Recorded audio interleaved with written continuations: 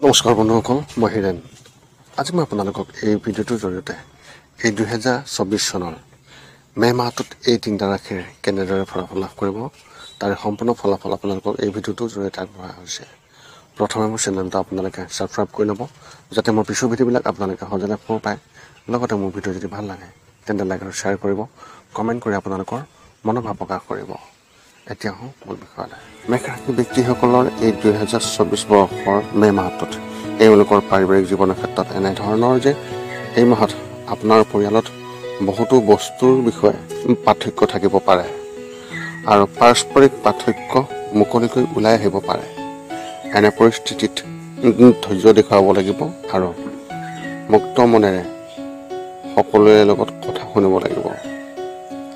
আপোনাৰ জ্যেষ্ঠসকলক সঠিক সন্মান দিয়ক আৰু তেওঁলোকৰ স্বাস্থ্যৰ বিশেষ যত্ন লওক।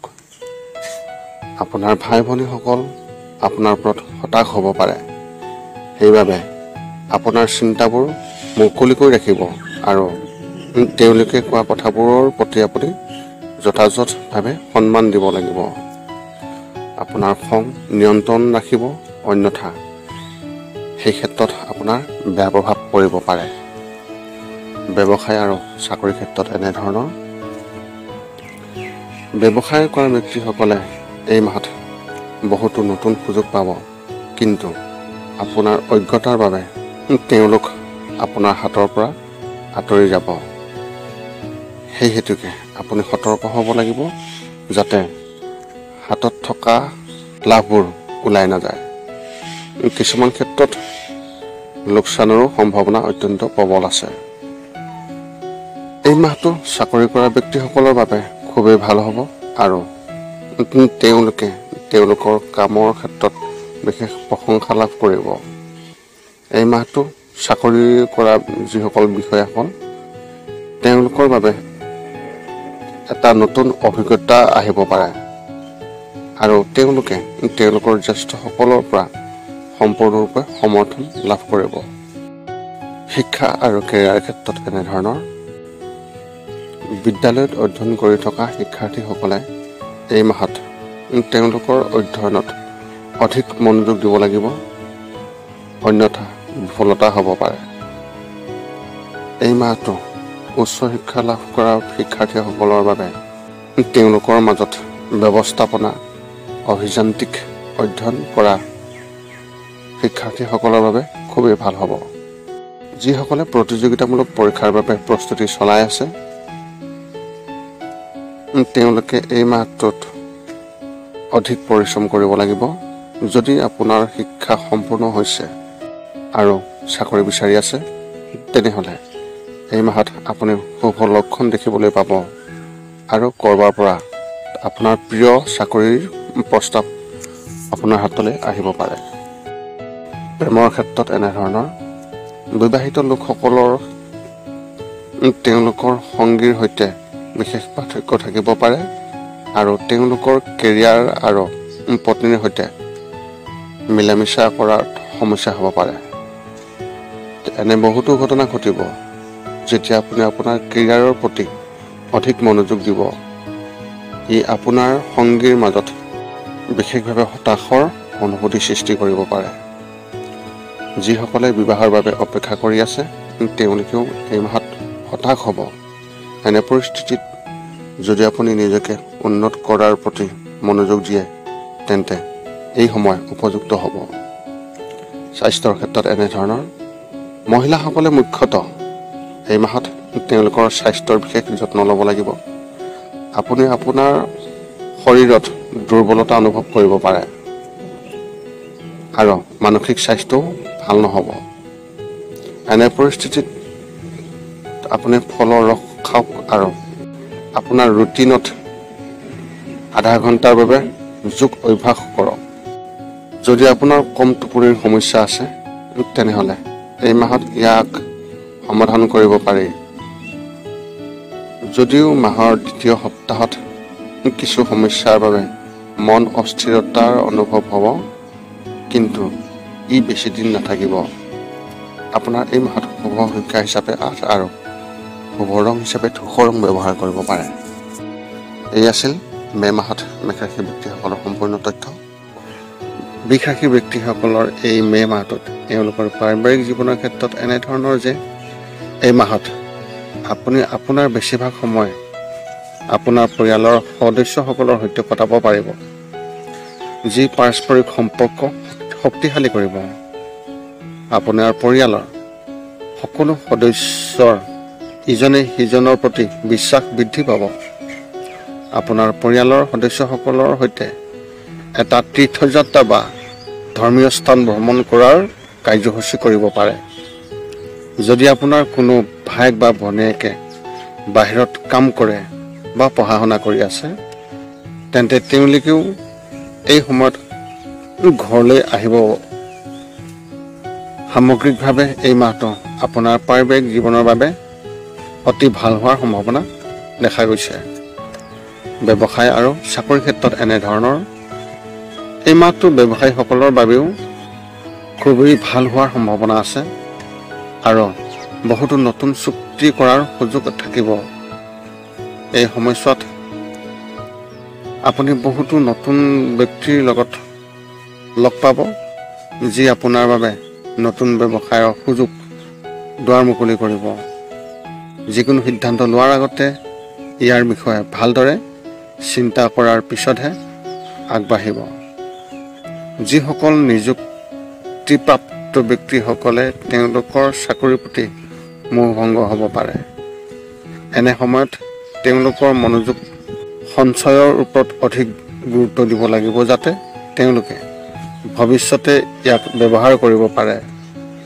শিক্ষা আৰু কেৰিয়াৰ ক্ষেত্ৰত এনেধৰণৰ এই মাহটো ফেশ্বন, কম্পিউটাৰ, মেনেজমেণ্টৰ বাবে প্ৰস্তুত কৰি থকা শিক্ষাৰ্থীসকলৰ বাবে খুবেই ভাল বুলি প্ৰমাণিত হ'ব আৰু তেওঁলোকে বহুতো নতুন সুযোগ লাভ কৰিব। এই মাহটো বিদ্যালয়ৰ শিক্ষাৰ্থীসকলৰ বাবে আৰামদায়ক হ'ব আৰু তেওঁলোকৰ আগ্ৰহ আন ক্ষেত্ৰত অধিক হ'ব। এই সময়ছোৱাত আপুনি আপোনাৰ কলা উন্নত কৰিবলৈ পাঠ্যক্ৰম আদিত যোগদান কৰিব পাৰে। প্ৰতিযোগিতামূলক পৰীক্ষাৰ বাবে প্ৰস্তুতি চলাই থকা যিসকল ব্যক্তি, তেওঁলোকৰ বাবে এই সময়ছোৱা নতুন বিকল্প চাব, যিবোৰ ভৱিষ্যতে কামত আহিব। এনে পৰিস্থিতিত এজন জ্যেষ্ঠৰ নিৰ্দেশনা আপোনাৰ বাবে অতি উপযোগী হ'ব আৰু যি আপোনাৰ আগন্তুক পথ নিশ্চিত কৰিব। প্ৰেমৰ ক্ষেত্ৰত এনেধৰণৰ এই মাহত আপোনাৰ সংগীৰ সৈতে কিবা এটাৰ বিষয়ে তৰ্ক হোৱাৰ সম্ভাৱনা আছে, যাৰ বাবে আপুনি অধিক চাপত থাকিব পাৰে। এই সময়ছোৱাত আপোনাৰ বেছিভাগ মনোযোগ আন বস্তুৰ ওপৰত থাকিব, যাৰ বাবে আপোনাৰ সংগী আপোনাৰ ওপৰত হতাশ হ'ব পাৰে। এনে পৰিস্থিতিত সেইবোৰ বুজিবলৈ চেষ্টা কৰক আৰু পাৰস্পৰিক আলোচনাৰে সেইবোৰ সমাধান কৰক। যিসকল অবিবাহিত আৰু বিবাহৰ বাবে যিসকলে আশা কৰি আছে, তেওঁলোকে তেওঁলোকৰ আচৰণত আক্ৰমণাত্মক যি স্বভাৱ, এই স্বভাৱ তেওঁলোকে এৰিব লাগিব, অন্যথা ইতিবাচক বাৰ্তালাপবোৰ সেইটো বন্ধ হৈ যাব। বিয়াৰ বাবে অপেক্ষা কৰি থকা যিসকল ব্যক্তি, তেওঁলোকে তেওঁলোকৰ খুৰীয়েকৰ ফালৰ পৰা এটা খুবেই ভাল সম্পৰ্কৰ প্ৰস্তাৱ পাব পাৰে। স্বাস্থ্যৰ ক্ষেত্ৰত এনেধৰণৰ এই মাহটো স্বাস্থ্যৰ ক্ষেত্ৰত আপোনালোকৰ বাবে খুবেই ভাল হ'ব আৰু আপুনি আগৰ তুলনাত অধিক সতেজ অনুভৱ কৰিব।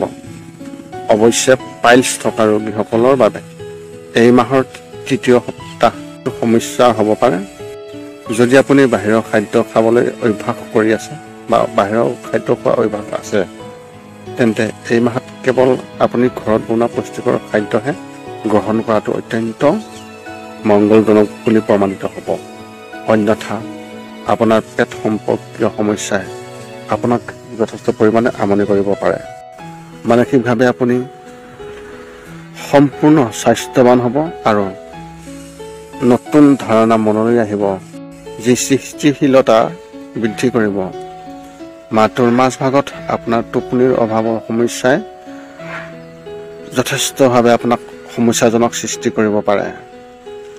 ইয়াৰ বাবে যদি আপুনি খোৱাৰ সময়ত কমেও 15 মিনিট ধ্যান কৰাৰ অভ্যাস কৰে তেন্তে আপুনি আপোনাৰ পৰিস্থিতি অধিক ভাল কৰি ৰাখিব পাৰিব। আপোনাৰ এই মাহত শুভ সংখ্যা হিচাপে 1 আৰু শুভ ৰং হিচাপে আপুনি এই মাহত মুগা ৰং ব্যৱহাৰ কৰিব পাৰে।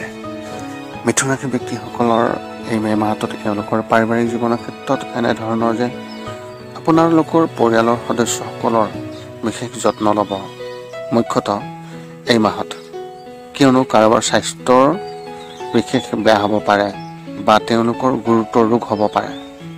এনে পৰিস্থিতিত সতৰ্ক হ'ব আৰু ঘৰৰ পৰা ওলাই যাওঁতে অতি সাৱধান হ'ব। সমস্যা এৰাই চলিবলৈ প্ৰতিদিনে ৰাতিপুৱা হনুমান চালিচা পাঠ কৰাটো অত্যন্ত প্ৰয়োজন। অৱশ্যে ঘৰত কোনো নতুন সমস্যা নাথাকিব আৰু সকলোৰে মাজত পাৰস্পৰিক প্ৰেম থাকিব। মাহৰ ৪ৰ্থ সপ্তাহত আত্মীয়সকলেও আপোনালোকৰ ঘৰলৈ আহিব। এই সময়ছোৱাত অধিক ব্যস্ততা থাকিব।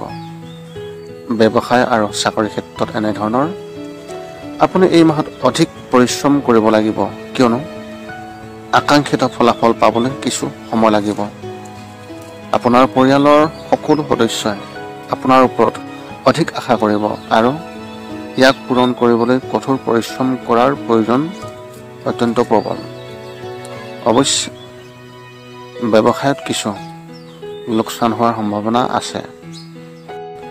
চাকৰি হেৰুৱাৰ ভয় থাকিব। এনে পৰিস্থিতিত ধৈৰ্য সহকাৰে আপুনি কাম কৰক, নিশ্চয় সফল হ'ব। যদিও আপোনাৰ চাকৰিত কোনো সংকট নাথাকিব, কিন্তু আপোনাৰ মনত অত্যন্ত ভয় থাকিব। এনে পৰিস্থিতিত আপোনাৰ কামৰ প্ৰতি সম্পূৰ্ণ মনোযোগ দিয়ক আৰু কিবা ভুল কৰাৰ পৰিহাৰ কৰক। লগতে আপোনাৰ কাৰ্যালয়ত আপুনি ৰাজনীতিৰ পৰা দূৰত থাকিব।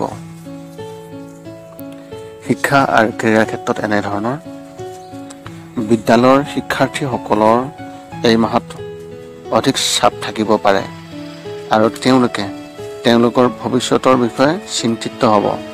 উচ্চ শিক্ষা গ্ৰহণ কৰা শিক্ষাৰ্থীসকলে তেওঁলোকৰ জ্যেষ্ঠসকলৰ পৰা সম্পূৰ্ণ সমৰ্থন লাভ কৰিব আৰু তেওঁলোকৰ আধৰুৱা যিবিলাক প্ৰকল্প সেইবোৰ তেওঁলোকে সমাপ্ত কৰিব পাৰিব বুলি আশা দেখা গৈছে।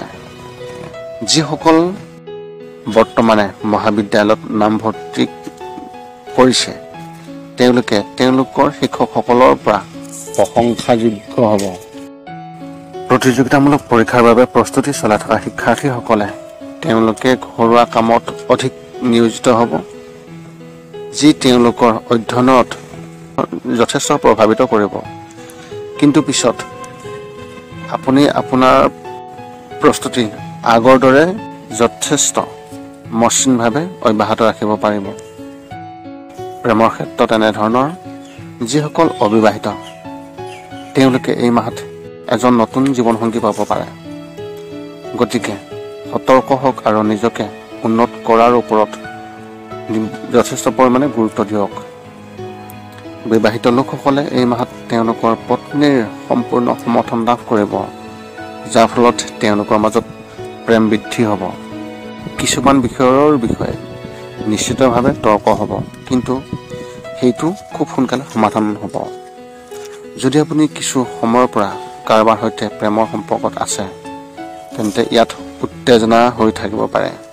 পুৰণি বস্তুৰ বাবে আপোনাৰ সম্পৰ্কত বিশেষ পাৰ্থক্য থাকিব আৰু সম্পৰ্কত বিভেদ হ'ব পাৰে। অবিবাহিত লোকসকলে নিজৰ বাবে এজন নতুন জীৱনসংগী বিচাৰি পাব। স্বাস্থ্যৰ ক্ষেত্ৰত এনেধৰণৰ স্বাস্থ্যৰ ক্ষেত্ৰত আপুনি অতি স্বাস্থ্যৱান হ'ব আৰু কোনো নতুন ৰোগ নহ'ব। গৰম বতৰৰ বাবে কিছু দুৰ্বলতা থাকিব পাৰে, সেইবাবে আপুনি ঠাণ্ডা বস্তু খাব আৰু দৈনিক যোগ প্ৰণায়াম কৰাৰ অনুশীলন কৰিব। যিসকল কৰ্কট